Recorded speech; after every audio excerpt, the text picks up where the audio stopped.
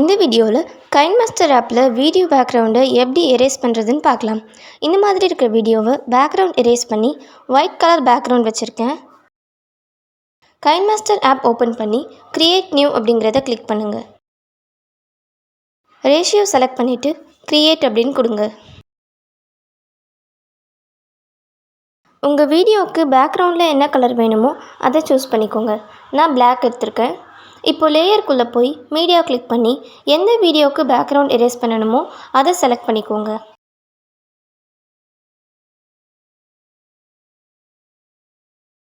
அந்த video click பண்ணிங்கன்னா சைடில் நிறைய ஆப்ஷன்ஸ் வரும்.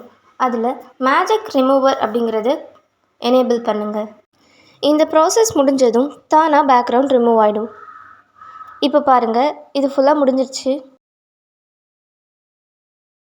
இப்போது நீங்கள் பேக்ரவுண்ட் கலர் என்ன வேணால் மாற்றிக்கலாம்.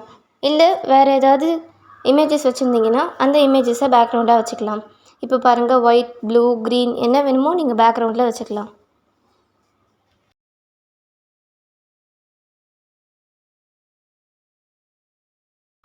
அவ்வளோதான். இப்போ இந்த வீடியோ ப்ளே பண்ணுறேன் பாருங்கள்.